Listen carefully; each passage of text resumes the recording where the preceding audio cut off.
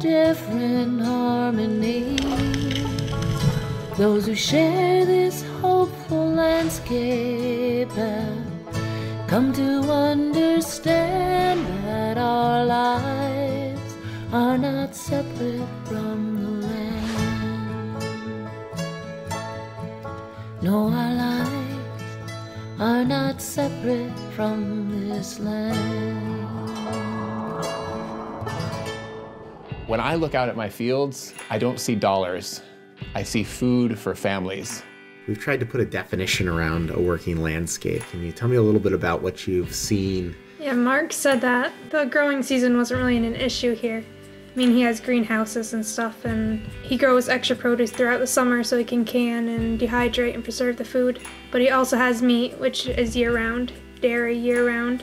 Big challenge is the growing season here. It's really tough to grow in 3 months or however long, and you only have a certain amount of time in being able to produce food for the winter. So people have found ways around it too. So, that was, everyone thinks that it's the ultimate limitation, but I think we also saw today at Essex Farm some ways that they're getting around that, and Hub on the Hill too. And we're really, really excited about this project here, the Hub on the Hill, and what it means for the region and its growing local food movement. But he said one of the biggest issues is community involvement. Right, how do you get locals to actually eat local food? Our unapologetic desire to work harder and smarter and wiser. And I am an idealistic human being. I believe that life is this miracle that none of us really know why we're here. I mean, I have 2 young kids, and we're always laughing about which is more miraculous, that we're human beings or that there's any matter in the universe at all. Like, the bigger questions of existence tend to be revealed in a farm and in yourself as you farm. And so I think that excitement we have about being alive, period, is the starting place of why people come here. And I think the second thing that we do that attracts us to stay here and keeps people here is we're really brave. So when my families tell me, we've had enough tomatoes, yes, give us a couple more in late October, but we're sick of tomatoes, I don't go and harvest the rest of the tomatoes. I use them as a cover crop, I plow them up, and I plant my cover crops on time because I'm not looking at it as another $5,000. And that's so different.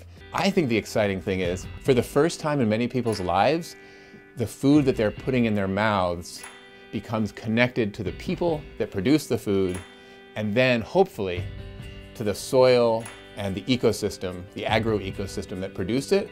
And that kind of storytelling where you're really eating from the land, from the weather of that season, from the farmers that grew it, from the cook who cooks it, to yourself, connecting all those parts, I think gives people a sense of health.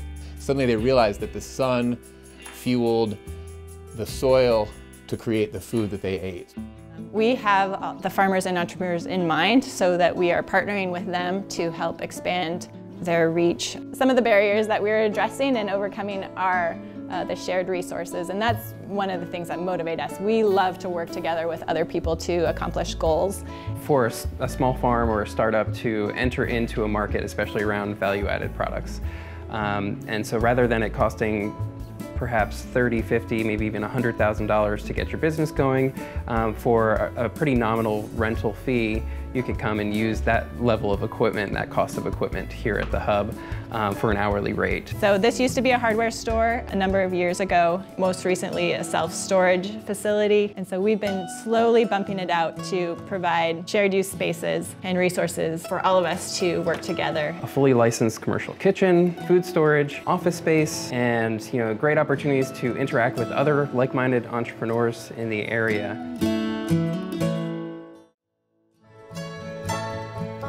No, our lives are not separate from this land.